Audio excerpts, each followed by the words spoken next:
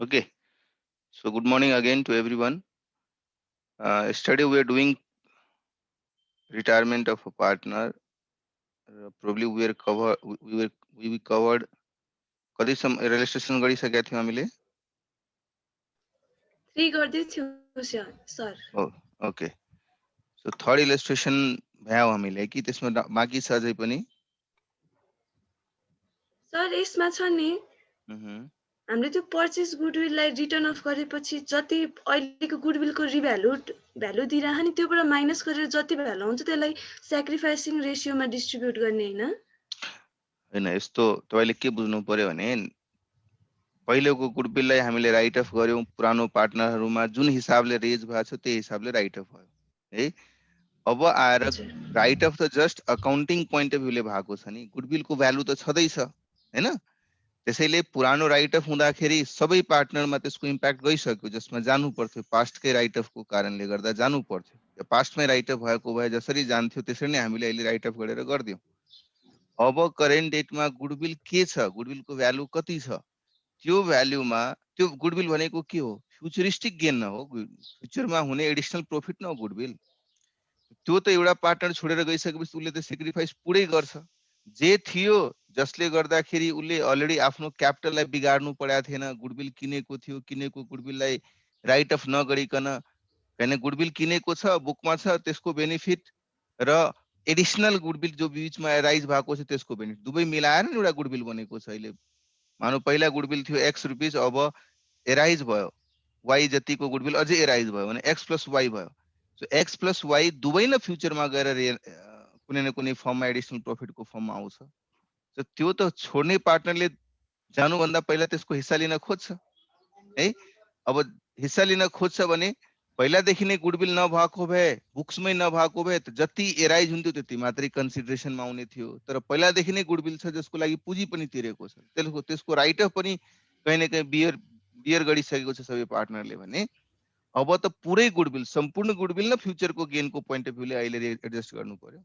So right of चाहिँ गर्दिने पुरानो पार्टनरहरुमा जुन रेशियोमा उ रेज बुक्समा आएको, जुन पिरियडमा बुक्समा आएको थियो त्यो पिरियडलाई कन्सिडर गरेर र पछि त्यसपछि एडजस्टमेन्ट गर्ने बेलामा gaining sacrificing of entire goodwill है. छोड्ने बेलामा गेनिङ सेक्रिफाइस जहिले पनि इन्टायर गुडविलको हुन्छ. क्लियर? Thank you sir.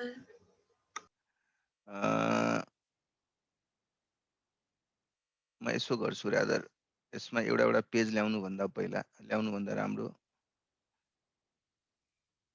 हामी ती इलस्ट्रेसन पहिला शेयर गरौँ.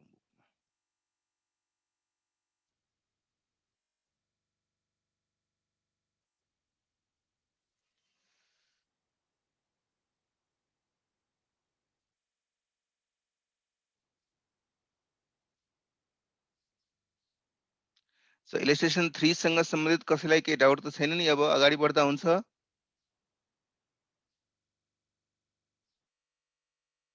Excuse me sir.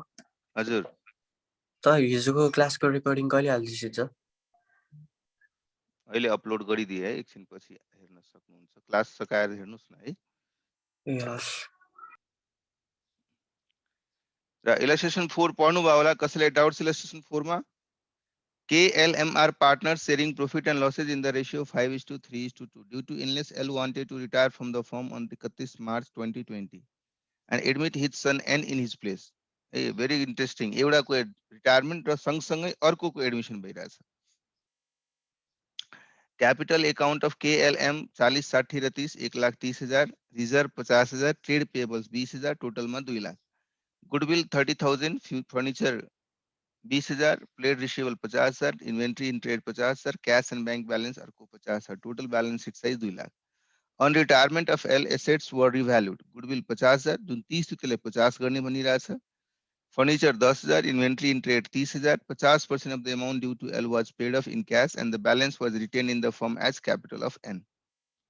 So जति L को क्यापिटल सबै एडजस्टमेन्ट गरिसकेपछि हुने क्यापिटलमा 50% उसलाई पेमेन्ट गरिदियो, बाँकी 50% उसले चाहिँ नयाँ जुन पार्टनर आइरहेछ त्यसको क्यापिटलको अगेन्स्ट रिटेन गरिहाल्यो. On admission of a new partner, goodwill has been written off. Goodwill was appearing in the balance sheet on 31st March as it was purchased goodwill. M is paid off his extra balance to make capital proportionate. You are required to give necessary entries. Balance sheet of Mr. K Elsena MN on 1st April. Capital accounts of the partner. इनटे कुरा बनाउनु पर्नेछ.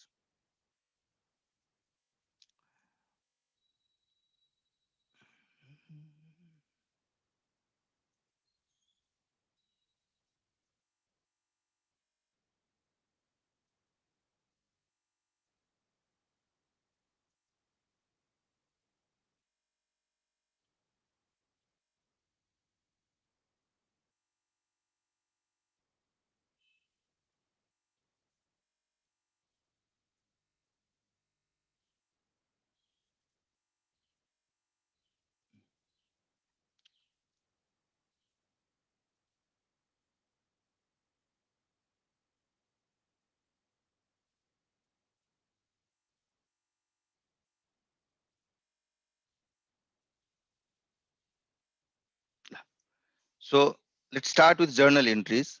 है?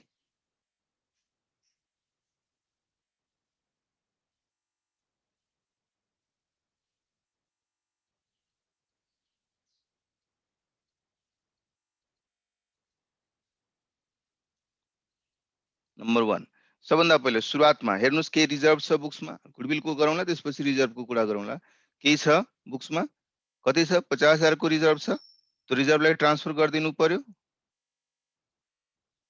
Reserve account debit 30,000 हो sir reserve यहाँ कति के छ त 30,000 गजब बात करता है मैं गुडविल की बात नहीं कर रहा हूँ रिजर्व रिजर्व ए सॉरी सर म अर्कै रिजर्व 50,000 है ना पुराना इश्यू क्या था 5:5:2 और एल को एडमिट किया जा रहा है कहाँ लिखी कुछ L wanted to retire from the firm on 31 and admit his son in his place. On retirement, L was सबै कुरा भन्यो र कहीं न कहीं नयाँ प्रॉफिट शेयरिङ रेशियो के हुन्छ क्वेशनले भनिरहेछ तर यो लाइनबाट के क्लियर भइरहेछ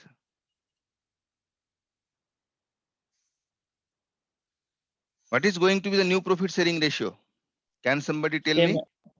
सेम जस्तो छ उसको प्लेसमा मतलब उसले जति शेयर गरेको छ त्यति नै उसको छोराले शेयर गर्छ है ल त पहिला 1 by 1 गरौ रिजर्भ जुन छ त्यो पुरानो पार्टनरमा पहिला ट्रान्सफर गरिदिनुस् पुरानो पार्टनर भनेको के एल र एम सो के को क्यापिटल अकाउन्टमा then L capital account then M's capital account reserve छ 50,000 रेशियो चाहिँ 5:3:2 थियो सो 25,000 15,000 and 10,000 अर्को गुडविल को कुरा गरौँ हेर्नुस् है 30,000 को गुडविल छ 30,000 को गुडविल छ कलरले इन्डिकेट भएन भने 30,000 को गुडविल छ पहिलादेखि नै बुक्समा जो कि परचेज गुडविल छ अब नयाँ गुडविल को भ्यालुएसन 50,000 भइरहेछ भने कहीं न कहीं 20,000 ले गुडविल बढ्या छ हैन 20,000 ले गुडविल बढ्या छ दुई तरिकाले गर्न सक्नुहुन्छ एउटा त भएको गुडविललाई राइट अफ गरिदिनुस् यदि गुडविललाई बुक्समा देखाउनु पर्ने छैन भने क्वेशनमा गुडविल बुक्समा देखाएको छ र पछि गुडविलको भ्यालुएसन गर्न भनिरहेको छ र on admission of the partner goodwill has been written off मतलब गुडविललाई नदेखाउने गुडविल जुन पहिलादेखि थियो त्यो परचेज गुडविल छ र एडमिशन को पछि गुडविललाई नदेखाउने भन्ने निर्णय पनि गरेको छ सो के गर्नु पर्यो सिन्स गुडविल अकाउन्ट पहिलादेखि नै बुक्समा एज इट इज एपियर नै छ यसको मतलब गुडविल अकाउन्टलाई मेन्टेन गर्न अब त कसैले भन्न सक्छ सर त्यो त परचेज गुडविललाई मेन्टेन गर्न उनीहरूले सोचे होला तर के भन्छ नयाँ जुन सेल्फ जेनेरेटेड गुडविल छ त्यसलाई बुक्समा थोरै लाग्नु पर्ने छ यस त्यो भनेको कुरा पनि सही हो तर हामीले यदि अल्टिमेटली त्यसलाई एडजस्ट नै गर्नु छ भने हामीसँग दुईटा अप्रोच हुन सक्छ हेर्नुस् दुवै अप्रोचमा भनिरहेको छु भएको गुडविललाई राइट अफ गरिदिने जुन पार्टनरहरूसँग सम्बन्धित थियो त्यो पार्टनरलाई है पहिला राइट अफ गरिदिने जे जति छ एक्जिस्टिङलाई है अनि त्यसपछि गेनिङ र सेक्रिफाइसिङको कुरा गर्ने गेनिङ र सेक्रिफाइसिङ के को कुरा गर्ने, भएकोलाई राइट अफ नगरिरहेको छौँ, त्यसैले बुक्समा जे जति ब्यालेन्स छ त्यसलाई मात्रै राइट अफ हुने भयो, यो पोर्सन मात्रै राइट अफ हुने भयो, यो पोर्सन मात्रै राइट अफ हुने भयो। र गेनिङ सेक्रिफाइसिङ गर्दा त एक्चुअल भ्यालुको अब कति एमाउन्ट छ, actual amount of goodwill including self generated goodwill, त्यो गुडविलको बेसिसमा गेनिङ सेक्रिफाइसिङ गर्नुपर्ने भयो। एउटा अप्रोच त यो भयो। हेर्नु होला, यो अप्रोचमा र अर्को अप्रोचमा इम्प्याक्ट जति छ त्यो सेम नै पर्ने छ। अर्को तरिका के हुन सक्छ, पहिला म गुडविल जुन 30,000 थियो त्यसलाई 50,000 सम्म बढाएर लग्छु, मतलब गुडविल मैले रेज गरिदिन्छु ताकि 30 लाई त्यो 50 बनाउन सजिलो होस्, अनि त्यो 50 लाई राइट अफ गरिदिन्छु। रेज गर्दाखेरि यो ओल्ड पार्टनरसँग सम्बन्धित छ, ओल्ड पार्टनरमा जाने भयो, राइट अफ गर्दाखेरि न्यू पार्टनरसँग सम्बन्धित छ, न्यू पार्टनरमा जाने। सिम्पल म्याथमेटिक्स है। दुई तरिकाले यसलाई हामीले एड्रेस गर्न सक्छौं। एउटा गुडविललाई रेज गरिदिउँ ताकि त्यो 50 सम्म पुगोस्, अब 50 सम्म पुर्याइदिए, अब राइट अफ गर्ने बेलामा सबै पार्टनरमा राइट अफ, न्यू पार्टनरमा राइट अफ गरिदिनुस्। त्यसमा पुरानो जुन पार्टनरले कन्टिन्यू गरिरहेको हुन्छ त्यसले पनि र नयाँ एडमिसनमा आइरहेको पार्टनरलाई पनि, दुवै अप्रोचबाट गर्न सक्नुहुन्छ। यो गर्दाखेरि अलि बढी राम्रो देखिन्छ, बिकज भएको गुडविललाई त मैले राइट अफ गरिदिए, यसमा मैले सेल्फ जेनेरेटेड गुडविललाई, जसरी यहाँ सेल्फ जेनेरेटेड पोर्सन पनि त थपियो नि, 30,000 लाई 50,000 बनाउँदाखेरि +20 भइरहेछ, यो भनेको सेल्फ जेनेरेटेड हो। सेल्फ जेनेरेटेड गुडविल त कहीँ न कहीँ गुडविल एकाउन्टमा गएर थपियो, जहाँ मैले गुडविल एकाउन्ट राइट अफ गर्नुपर्ने त्यहाँ म अननेसेसरी बढाइरहेको छु भन्ने कसैले भन्दैन। तर as I said, these all are only the adjustment entries है। टेम्पररली सेम डेट सेम टाइममा you debit and you credit, hence this is not going to impact as such है। जब क्वेसनले नै भन्थ्यो कि होइन गुडविल एकाउन्ट त खोल्नै नै एलाउड छैन, त्यो भनेको भए हामी त्यसरी नै ट्रिट गर्नेछौँ है। सो तपाईँ यो एप्रोचबाट जानुस् या यो एप्रोचबाट जानुस्, it doesn't make much of difference. However whatever approach you feel comfortable त्यसरी गर्दा हुन्छ है। अहिले नयाँ क्यापिटलहरूको कुरा हामीले अहिलेसम्म गरेका छैनौँ, मतलब नयाँ क्यापिटल के छ भन्ने कुरा अहिलेसम्म हामीले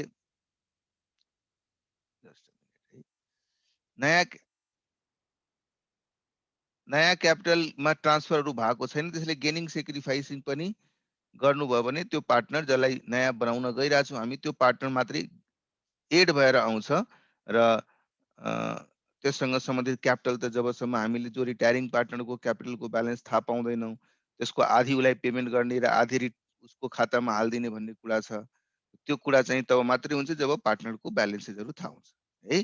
सो सर, हजुर सर यहाँ क्वेसनमा on admission of new partner goodwill has been written off भनेर चाहिँ नभनेको भए चाहिँ त्यसलाई कसरी गरिन्थ्यो? त्यो भएर हामीले एजम्सन लिन सक्छौँ कि हामीले गुडविल एकाउन्टलाई मेन्टेन गर्छौँ, किनभने गुडविल पहिलादेखि बुक्समा अलरेडी देखि नै रहेछ, हामीले एडिसनल 20,000 लाई एज इट इज मेन्टेन गर्छौँ। त्यो कसरी गर्ने एकचोटि भनिदिनु न सर। सो गुडविल हामीले मेन्टेन गर्ने 30,000 एज इट इज मेन्टेन हुन्थ्यो है, त्यसमा केही गर्ने थिएन हामीले, नो चेन्ज एट अल। अर्को 20,000 को लागि हामीसँग दुईटा अप्सन थिन्थ्यो, एउटा मैले रेज गरेर साइलेन्ट बसिहाल्छु, रेज गरिदिन्छु, अरू केही गर्दिनँ, मतलब 20,000 ले रेज गरिदिन्छु ओल्ड पार्टनरहरूमा, र अर्को चाहिँ यो अर्को यसपछिको कुरामा जुन या अर्को यो अप्सन 1 छ भने अप्सन 2 मा हामीले गेनिङ सेक्रिफाइसिङमा बाँड्दिन्थ्यो यो 20,000 लाई मात्रै। सर त्यो 30,000 चाहिँ ब्यालेन्स सिटमा यतिकै देखिरहन्थ्यो है त्यति बेला चाहिँ? हो, किनभने पर्चेज गरेको गुडविल छ, त्यसलाई बुक्सबाट हटाउनु पनि आवश्यकता छैन, बुक्समा राखेको पनि गलत भएन, त्यसैले त्यसलाई एज इट इज राख्थ्यो। यो 20,000 लाई राख्न अलि अप्ठ्यारो छ किनभने यो सेल्फ जेनेरेटेड गुडविल छ, त्यसैले गेनिङ सेक्रिफाइसिङ गर्नु वुड बी मोर एप्रोप्रिएट। र रह्यो अल्टरनेटिभ, यदि गुडविललाई बुक्समा राख्नुहोस्, गुडविल नयाँ जेनेरेटेड गुडविललाई पनि बुक्समा राख्नुहोस्, कुनै आपत्ति छैन भन्ने हिसाबले यदि मैले एजुम गरेँ भने म सिम्पली के गर्छु, याद गर्नुहोस् एप्रोच नम्बर 1 गुडविल जुन हामी गुडविलको ट्रिटमेन्ट पर्दाखेरि फर्स्ट एप्रोच के भनेको थियौँ, रेज गरिदिने। रेज गर्यो भने फ्युचरमा गएर अटोमेटिक राइट अफ हुन्छ र फ्युचरको राइट अफले गर्दाखेरि कहीँ न कहीँ त्यो इम्प्याक्ट गेनिङ र सेक्रिफाइसिङ अटोमेटिक परिहाल्छ, त्यस हिसाबले हामी मात्र रेज गरेर छोड्दिन्छ। सर रेज गरेपछि त ब्यालेन्स सिट हामीले न्यू बनाउँदाखेरि त्यसमा 50,000 एपेल हुन्छ है त्यसपछि? त्यही त यस यस यस 30 त मैले पहिला नै छोडेको थिएँ, अब रेज गरेपछि त 30 + 20 50 हुने भयो नि। अनि यदि गेनिङ सेक्रिफाइसिङ गर्यो भने त 30,000 नै एपेल हुन्छ ब्यालेन्स सिटमा कि 50,000? 30,000 हुन्छ। गेनिङ सेक्रिफाइसिङ भएपछि गुडविल त बढेन नि, क्यापिटल एकाउन्ट मात्रै एडजस्ट हुने भयो, त्यस कारणले तपाईले जुन इन्ट्री पास गर्नुहुन्छ त्यही इन्ट्रीको हिसाबले तपाईको ब्यालेन्स सिट बन्नेछ। Okay sir, thank you sir.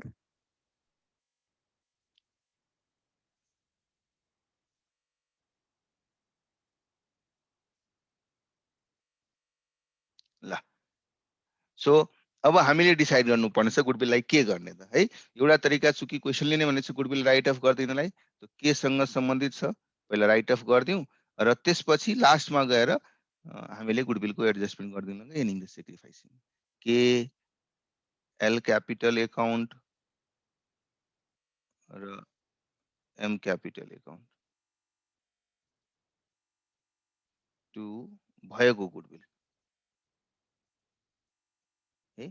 कति छ गुडविलको एमाउन्ट 30,000, रेशियो के थियो 5:3 है। सो 9,000 र 6,000 यसरी गुडविललाई तपाईले राइट अफ गरिदिनु। नम्बर 3 अब चुकी गुडविलको भ्यालुएसन भनेकै छ, सो यही बेलामा तपाईं गुडविलको भ्यालुएसन पनि गर्न सक्नुहुन्छ, यसमा कुनै आपत्ति छैन। किनभने थाहा नै छ तपाईलाई एउटा मान्छेले छोडेर गइरहेछ, अर्कोले त्यसको बेनिफिट पाउँछ, हो कि हैन। सो गेन गर्ने व्यक्ति भनेको उसको छोरा एन हुने भयो र सेक्रिफाइस गर्ने व्यक्ति भनेको जो मान्छे रिटायर भइरहेछ एल रिटायर भइरहेछ।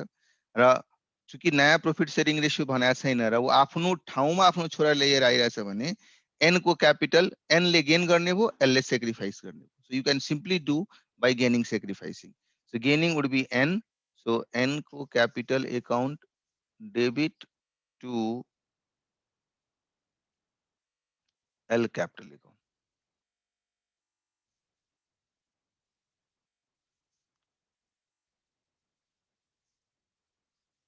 ल 50,000 को गुडविल छ, त्यसमा उसले कति सेक्रिफाइस गरिरहेछ, उसको शेयर नै कति थियो भन्नुस् 3/10 थियो। त्यही शेयर उसले गेन गरिरहेछ, उसको छोरा नयाँ पार्टनरले 3/10 है। कति हुने भयो 15,000, यहाँ पनि 15,000 है। ल अब गुडविलको गर्यौं, रिजर्भको गर्यौं, त्यही अर्डरमा जानुस् जुन अर्डरमा हामीले सिक्दै आइरहेछौं। नम्बर 4 अब रिभ्यालुएसनको काम गरौँ। रिभ्यालुएसन गर्दाखेरि के एसेट्सहरु रिभ्यालु भइरहेछ, गुडविल भयो ठीक छ, फर्निचर 10,000 गर्ने, इन्भेन्ट्री ट्रेड 30,000 गर्ने। ओके जी, फर्निचर थियो कति 20,000 थियो, त्यसलाई 10,000 गर्न भनिरहेछ। इन्भेन्ट्री थियो कति 50,000, त्यसलाई 30,000 गर्न भनिरहेछ। सो कहीं न कहीं रिभ्यालुएसनमा भ्यालुहरु घटिरहेछ है। सो रिभ्यालुएसन एकाउन्ट, यसको ठाउँमा profit and loss adjustment account पनि राख्न सक्नुहुन्छ। एज आई सेड पहिला पनि भनिरहेको थिए, यो एक नोमिनल एकाउन्ट हो जसमा चाहिँ रिभ्यालुएसनको इम्प्याक्टलाई कन्सिडर गर्नको लागि बनाएको छ। सो इन्भेन्ट्रीज एकाउन्ट, सो फर्निचर 20,000 बाट 10,000 गर्ने रे, इन्भेन्ट्री चाहिँ 50,000 थियो, त्यसलाई 30,000 गर्ने हो, 20,000 घटाउने भयो, टोटल रिभ्यालुएसनको इम्प्याक्ट 30,000 हुने भयो है। ल अब यो रिभ्यालुएसनलाई, यो लसलाई रिभ्यालुएसनमा भ्यालु घटि नै रहेछ भने यो लस कसले बियर गर्छ, पुरानो पार्टनरलाई ट्रान्सफर गर्नुपर्छ। So K capital account debit, L's capital account पनि डेबिट र एम्स क्यापिटल एकाउन्ट पनि debit to revaluation account. Revaluation को जुन लस छ 30,000 त्यसलाई बाँड्दिनु पर्यो। 15,000 यसको टाउकोमा पर्ने भयो, 9,000 यसको टाउकोमा र 6,000 यसको टाउकोमा। क्लियर छ यहाँसम्म है सर? हजुर, त्यो रिजर्भ 3 नम्बरको त्यो रिजर्भको गर्नुभएको इन्ट्री 3 नम्बरको रिजर्भको होइन यार, गुडविलको gaining sacrificing. This was gaining and sacrificing of goodwill. यो मैले त्यही अर्डरमा तपाईहरुलाई भनिरहेको छु। गुडविल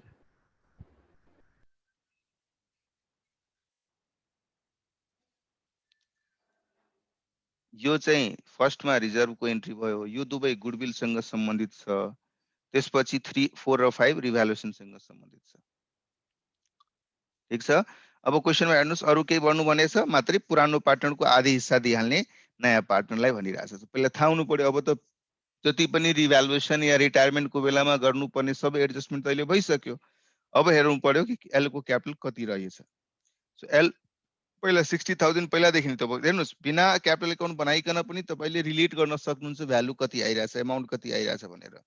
सो एल को 60,000 पहिलादेखि नै थियो। यहाँ 15,000 थपियो एक हेर्नुहोस् यहाँ 15,000 थपियो तर यहाँ 9,000 डेबिट पनि भयो। सो नेट नेटमा 6,000 थपियो उसको, फेरि यहाँ 15,000 थपियो। सो 15 6 21,000 थपियो,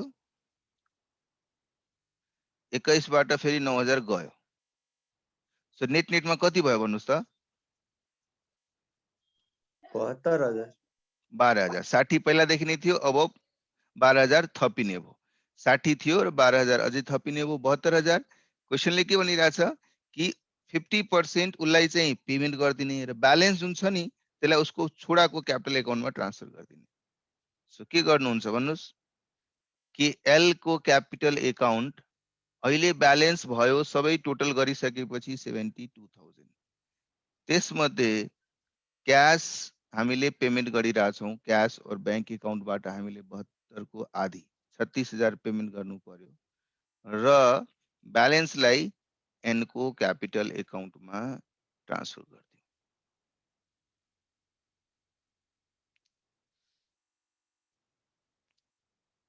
है।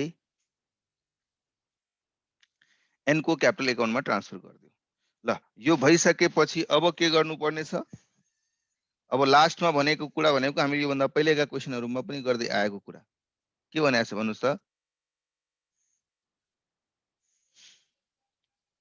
M is paid his extra balance to make capital proportionate. You are required to give necessary entries. अब पहिलादेखि नै 50,000 बैंक ब्यालेन्स थियो हैन? नयाँ बैंक ब्यालेन्स मेन्टेन गर्नुपर्छ भन्ने कुरा पनि गरेका छैन। हुन्छ नि जस्तै पुरानो क्वेसनमा कम से कम यति बैंक ब्यालेन्स मेन्टेन गर्नुपर्छ भनेपछि ल अब सर्टफल भएको पैसा पनि कन्टिन्यू गर्ने पार्टनरले लिएर आउनुपर्छ भन्ने आवश्यकता परेको थियो। यहाँ त्यस्तो त छैन। सो कहीं न कहीं 50,000 मसँग पहिला थियो, मैले 36,000 पे गर्नु पर्यो। त इभेन्चुअली मेरो मसँग अहिले पनि पोजिटिभ क्याश नै छ। कुनै कारणवश यो नेगेटिभ भइहालेको भए हामीले पैसा ल्याउनु पर्छ या ओडीमा पैसा जान्छ, बैंक ओभरड्राफ्ट युज हुन्छ भन्ने कुराहरुको क्रिएसन हुन सक्थ्यो। तर यहाँ त त्यस्तो भनेको छैन। त्यसैले बैंकमा के एडजस्टमेन्ट गर्नु पर्यो? अब हेर्नु पर्यो एल एम र एन। एल त गइसक्यो, के एम र एन को कति क्यापिटल बन्दो रहेछ त? यो सबै एडजस्टमेन्ट भइसकेपछि what are the revised capital of K M र एन? तपाईहरु नै भन्नुस् त कति क्यापिटल भइरहेछ? सबै इन्ट्री भइसके पश्चात के एम र एन को कति क्यापिटल ब्यालेन्स भइरहेछ?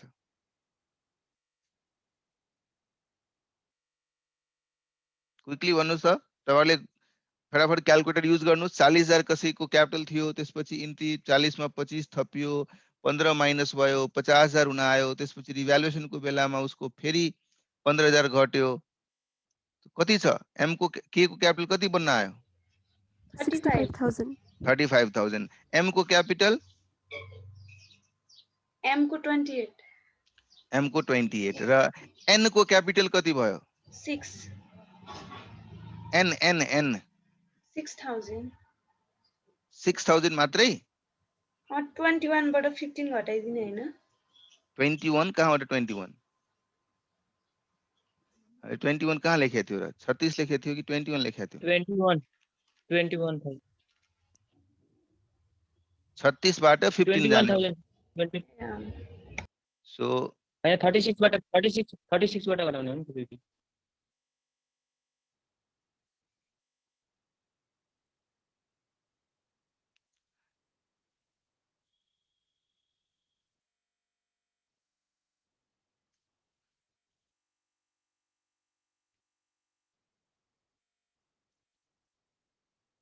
सेन्सिटिभ रहेछ यो बोर्ड है। यसमा अलिकता फास्ट गर्न खोजेको कि फेरि फ्लक्चुएट हुन थाल्यो। तपाईहरुको एन्डमा पनि भइरहेछ यो स्क्रिन जाने आउने। ल केमा भन्नुभयो तपाईहरुले कति रे? 35,000। एम मा 28,000 हो र यसमा 21,000।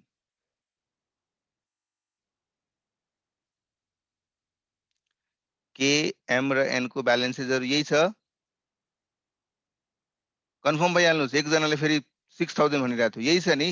यही हो सर, यही हो। ओके, र यिनीहरूको प्रॉफिट शेयरिङ रेशियो कति छ? यसको त 5 नै रहने भयो, यसको 3 हुने भयो, यसको 2 हुने भयो।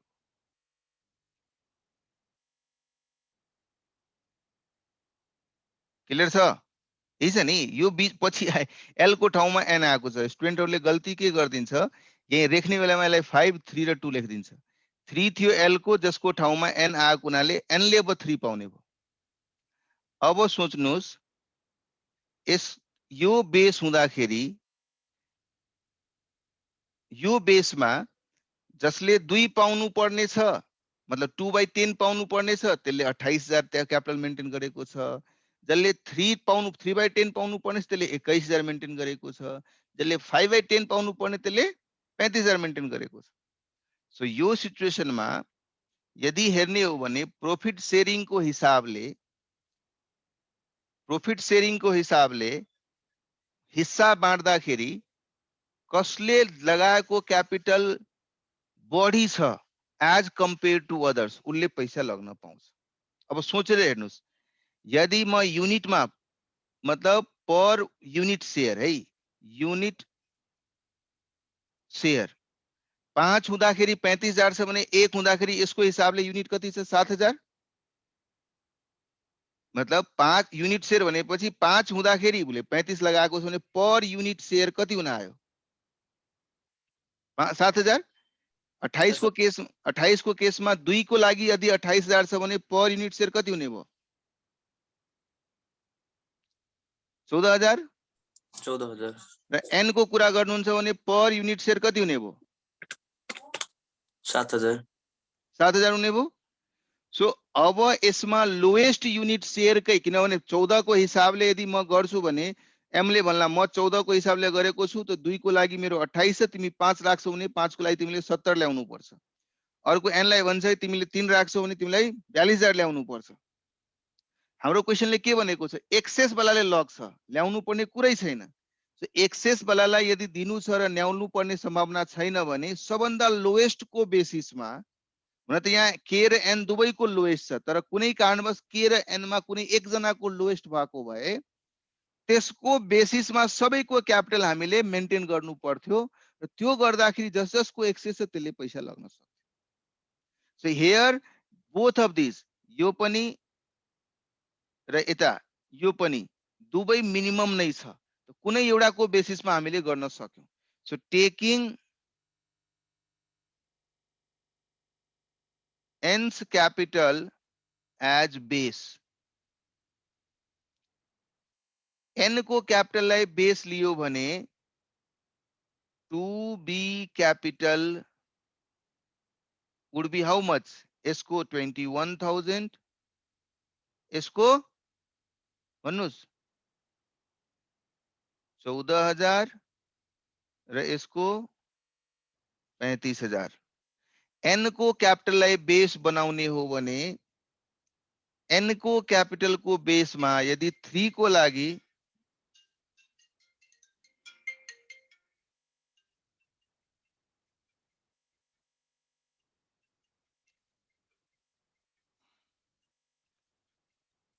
एक मिनट है,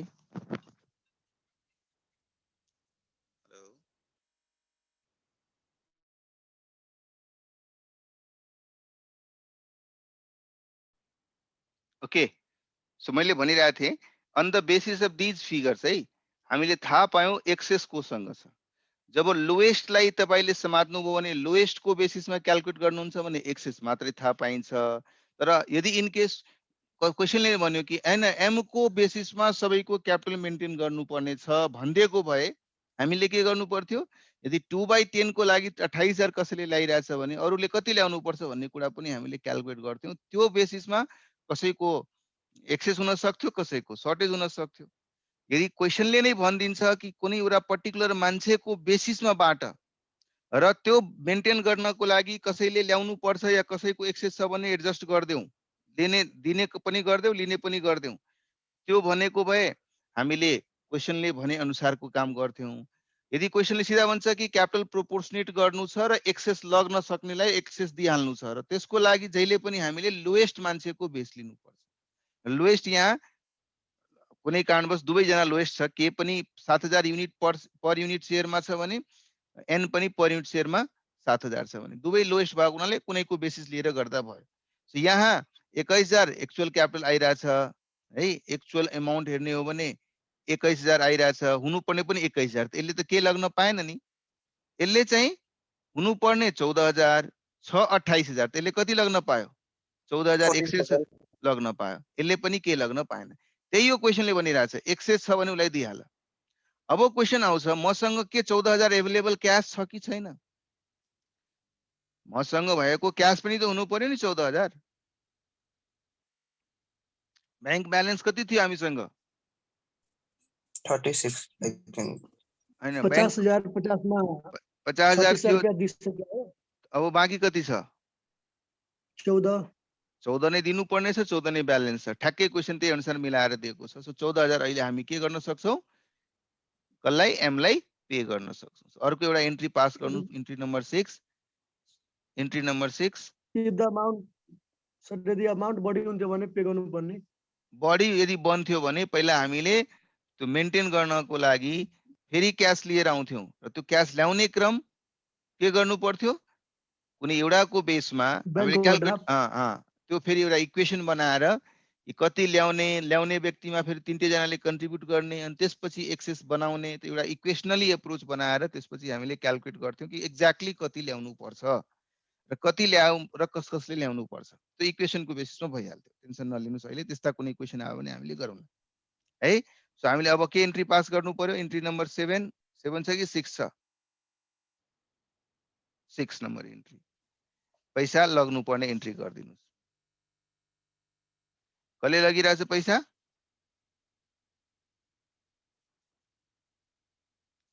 AIIMS capital account debit 14,000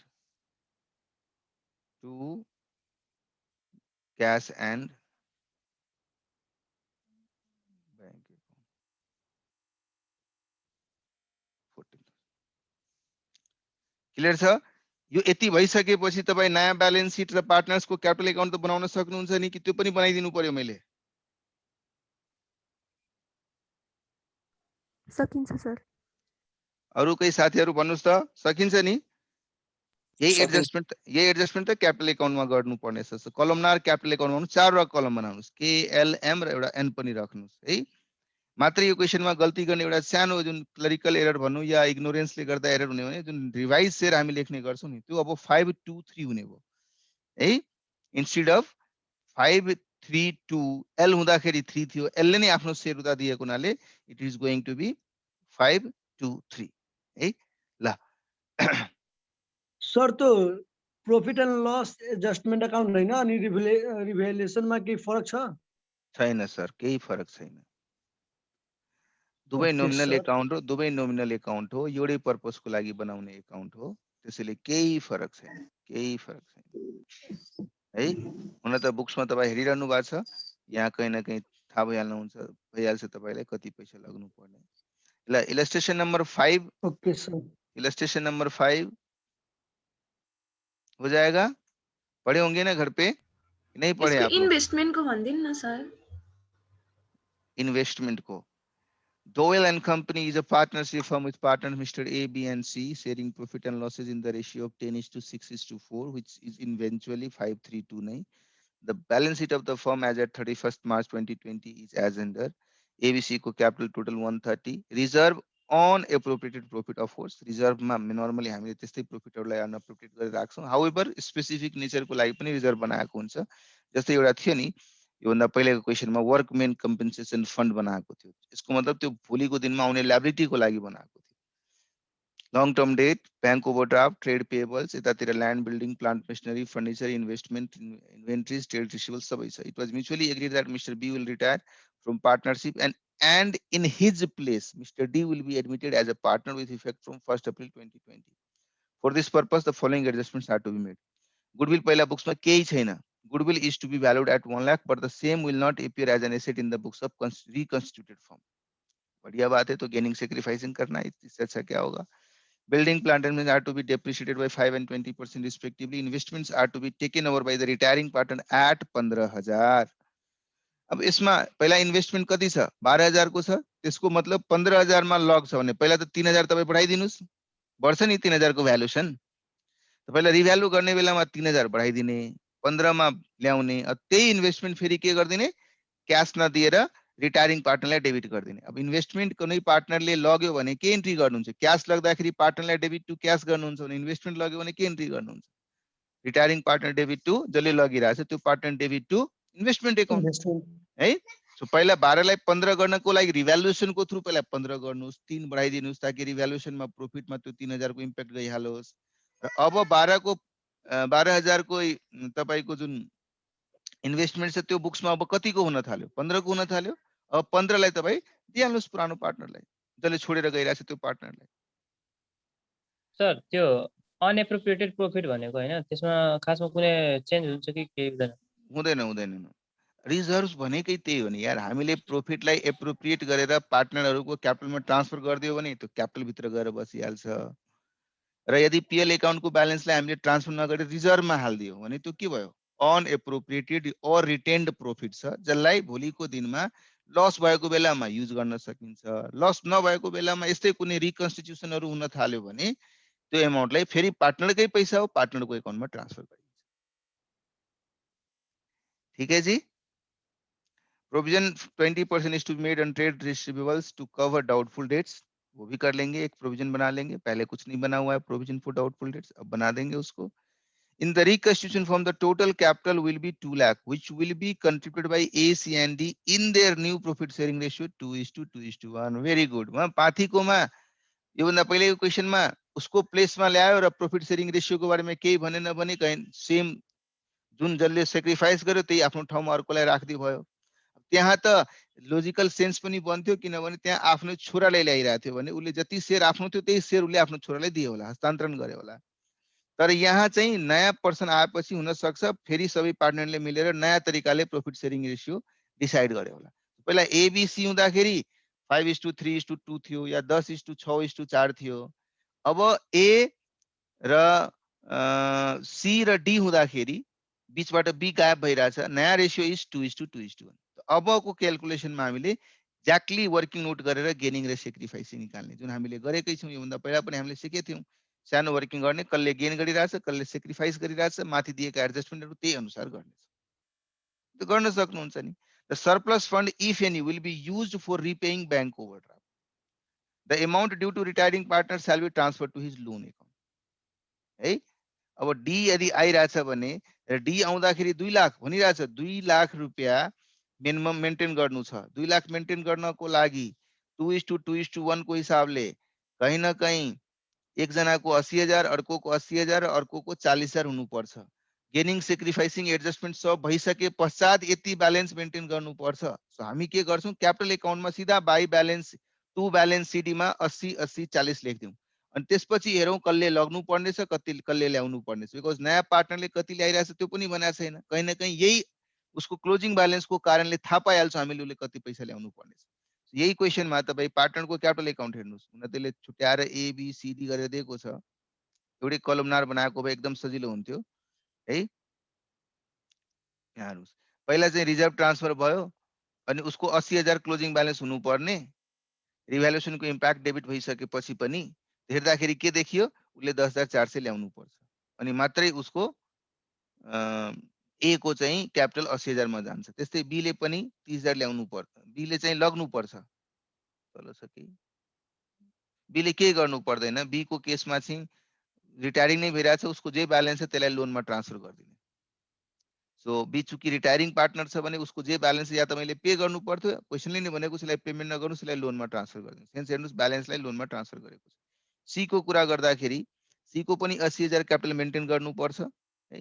balance B D, reserve transfer, रिभ्यालुएसनको इम्प्याक्ट, त्यसपछि गएर कहीं न कहीं गेनिङ सेक्रिफाइसिङको ट्रिटमेन्ट गर्दाखेरि, गुडविलहरुको ट्रिटमेन्ट गर्दाखेरि आउने एन्ट्री छ एउटा।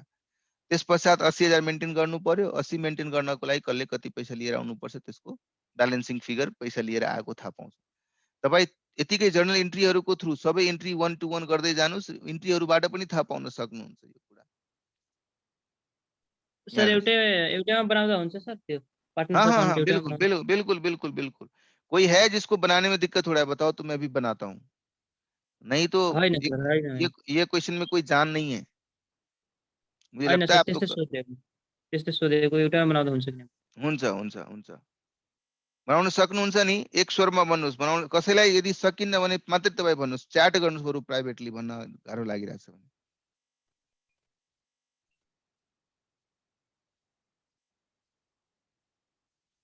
क्लियर छ? कसैले भनेर भने म मान्छु कि तपाईँहरू बनाउन सक्नुहुन्छ है। ल, इलस्ट्रेसन नम्बर 6 को कुरा गर्नुभन्दा पहिला एउटा सानो कन्सेप्ट के बुझ्नु पर्यो, जुन पार्टनर रिटायर भइरहेछ त्यसको पुँजीलाई हामीले त्यसको लोनमा ट्रान्सफर गरिदियो।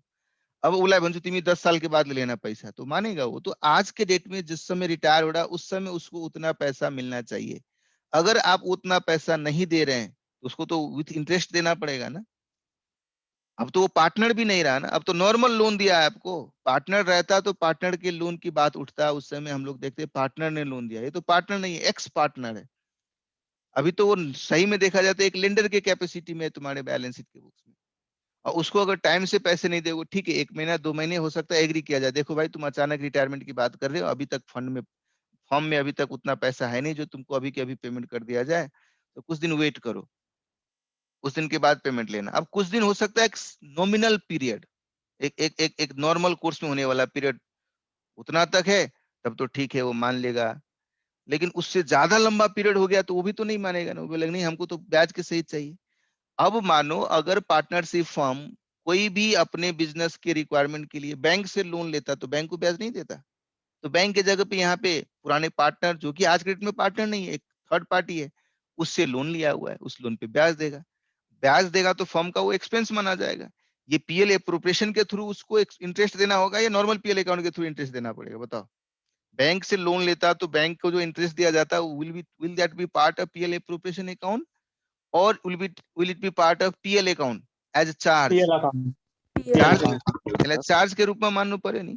पहिला चाहिँ ठीक छ पार्टनरसँग सम्बन्धित भएको हुनाले त्यसलाई हामी एप्रोप्रिएसनमा देखाउने गर्थ्यौं, तर पार्टनरसँग सम्बन्धित नभएको हुना जति पनि हामीले पेमेन्ट गर्नुपर्छ त्यसलाई त बिना दिमाग लगाइकन त्यसलाई चार्ज बनाउनु पर्छ, पीएल अकाउन्टमा लाग्नु पर्छ। सो कहिलेकाहीँ क्वेसनले चाहिँ आउने 2-3 वर्षमा उसले कति कति ब्याज पाउँछ, कति कति इन्स्टलमेन्ट पाउँछ, के अमाउन्ट पाउँछ, यो सबै एकाउन्टिङ भन्दा म्याथमेटिक्सको कुराहरू क्वेसनले थपिदिन्छ, त्यो गरिदिनु पर्ने हुन्छ। यसको एउटा इलस्ट्रेसन अलरेडी यहाँ दिएकै छ, हेर्नुहोस् है।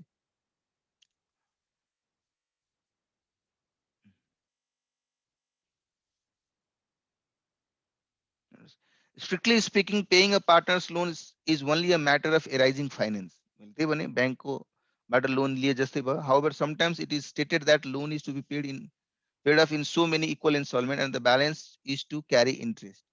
In such case, what should be done is that the loan should be divided in equal parts. The interest for the period should be calculated and payment should consist of the installment on account of loan plus interest for that period. Suppose a partner loan is 30,000 and that is to be paid in 4 annual equal installment and that is to carry interest at the rate of 6% per annum. The annual installment on account comes to be अब 30,000 छ, 4 टुक्रा गर्दै 7.5 7.5 तर पहिलो इन्स्टलमेन्टमा 30,000 मा interest दिनु पर्यो, अर्को इन्स्टलमेन्टमा 22,500 मा इन्ट्रेस्ट दिनु पर्यो, अर्कोमा 15,000 मा, किन 7.5 7.5 पेमेन्ट हुँदै गयो भने प्रिन्सिपल आउटस्ट्यान्डिङ त कम हुन थाल्छ, त्यसअनुसार ब्याज दिँदै गर्नु पर्यो भन्ने कुरा गर्यो। अब हामीले रिटायरिङ पार्टनरको लोन एकाउन्टमा ब्यालेन्स ट्रान्सफर गरिसकेका थियौँ, अब हरेक चोटि इन्ट्रेस्ट एड गर्छौँ अनि पेमेन्ट गर्छौँ, फेरि इन्ट्रेस्ट एड गर्छौँ, फेरि पेमेन्ट गर्छौँ, फेरि इन्ट्रेस्ट एड गर्छौँ, पेमेन्ट गर्छौँ, 4 चोटि छ भने 4 चोटि त्यो काम गर्नु पर्यो, लास्टमा गएर अटोमेटिक त्यो सेटल भइहाल्छ। त्यही कुरा यहाँ तल देखाएको छ। अब यो इलस्ट्रेसन नंबर 6 में बाकी अहिलेसम्म पढेको कुराहरू सेम टू सेम होला। लास्टमा गएर भन्दैला कि भाई उसको पैसा जो रखा हुआ है ना उसको तुम ब्याज दे दो और ब्याज कितना दे दो, इतना दे दो, उतना ही बस एडजस्ट करना पड़ेगा। जरूरी नहीं कि हर एक क्वेश्चन में होगा ही हो, जिस क्वेश्चन में होगा उस क्वेश्चन में उस तरीके से हम लोग ट्रीट कर लेंगे। ल हेर्नुस् है, एक्स इलस्ट्रेसन नंबर 6 क्विकली पढ्नुस् त, म स्क्रिनमा देखाएकै छु, त्यही पढ्नुस्, हेर्नुस्, गर्न सकिन्छ नि। Mr. X is a partnership firm with partners A, B, and C sharing profit 325. The balance sheet of the firm on 30th June 2020 was as under. तीनटैको capital account, long term loan पहिलादेखि नै छ, bank overdraft पनि आयो, trade payable पनि छँदैछ, land building plant machinery investment trade receivable सबै दिएको छ।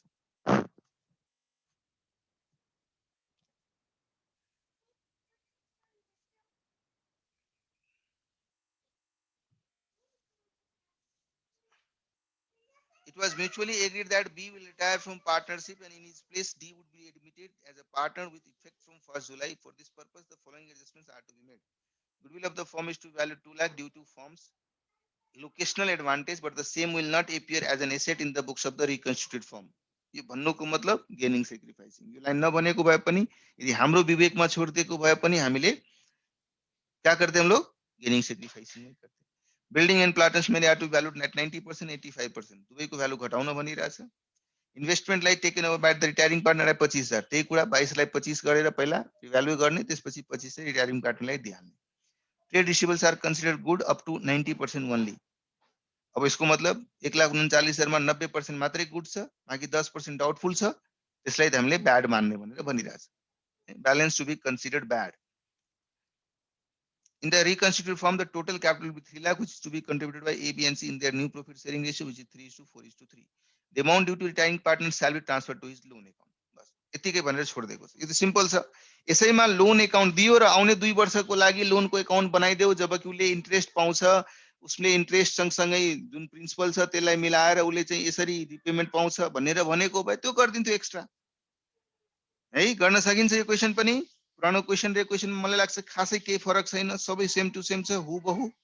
मात्रै 3 लाखलाई नयाँ रेशियोमा 3:4:3 गर्दाखेरि एकजनाले कति ल्याउनु पर्छ, अर्कोले कति ल्याउनु पर्छ भन्ने कुरा थाहा हुनु पर्यो। यसको हिस्सा 90,000 पर्यो, अर्कोको हिस्सा चाहिँ 1,20,000 र अर्कोको हिस्सा 90,000 पर्यो। क्यापिटल एकाउन्ट बनाउँदाखेरि हेर्ने 90 120 90 राखिदिने अनि डिफरेन्स निकाल्ने, कसैले ल्याउनु पर्ने हुन्छ भने कसैले लग्नु पर्ने हुन्छ। यो क्वेशनमा मात्रै ल्याउनु पर्ने देखिरहेछ। ए, सी र डी त नयाँ पार्टनर छ, उसले त ल्याउनु पर्ने थियो, तर ए र सी ले पनि त्यो 3 लाखको क्यापिटल मेन्टेन गर्नको लागि पैसा ल्याउनु पर्ने थियो। सर यसको सर ब्यालेन्स सिट बनाउँदाखेरि हजुर अनि त्यसमा सर त्यो बी को क्यापिटललाई लोन बनाइदिने हैन सर, त्यो मतलब जति डी हुन्छ त्यो बी को जति पनि अमाउन्ट थियो नि त्यो यहाँ हेर्नुस् न, तपाईले अलरेडी लोनमा ट्रान्सफर गरिदिनु भएको छ। यो अमाउन्ट जुन 73,420 है, दिख रहा है? ये 73,420 दिख रहा है ना?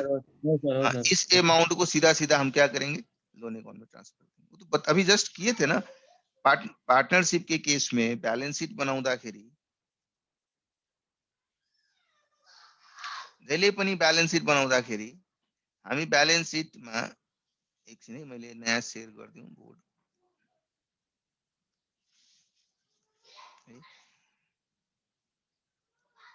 जुन पार्टनर्स क्यापिटल एकाउन्टबाट आएको क्यापिटल का ब्यालेन्सेसहरु एक यसमा देखाउनु। त्यसमा यो केसमा ए बी रिटायर भइरहेछ भने सी र डी है, र बी को जुन ब्यालेन्स थियो त्यो त क्यापिटलबाट ट्रान्सफर कहाँ भइहाल्यो, बी को लोन एकाउन्टमा। त्यो बी को लोन एकाउन्टमा ट्रान्सफर, त्यो क्यापिटल एकाउन्टबाट नै त्यो ट्रान्सफर भएको छ, त्यसैले त्यो पार्टनर्सको क्यापिटल एकाउन्टमा त्यो कन्भर्ट भएर आउँछ। यसको पेमेन्ट गरिदिनु पर्ने भनेको भए त पेमेन्ट नै भइहाल्थ्यो, त्यो लोन देखाउनु परेन। त्यो अमाउन्ट पे नै भइसकेको छ, amount itself is going to be 0। Rather तपाईको बैंकको ब्यालेन्स घटिहाल्छ या ओभरड्राफ्ट छ भने ओभरड्राफ्टको ब्यालेन्स बढिहाल्छ। क्लियर छ?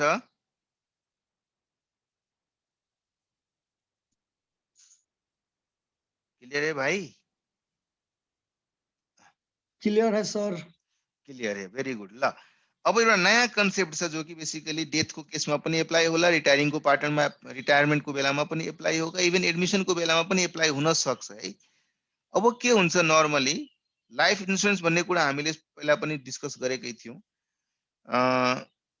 पार्टनरहरूलाई भोलिको दिनमा क्रिटिकल मेम्बर छ बिजनेसको लागि, तीनटै पार्टनरमा कुनै कारणवश एउटा पार्टनरको देहान्त भइहाल्यो भने पार्टनरशिप फर्ममा इमिडिएट भ्याक्युम आउन सक्छ।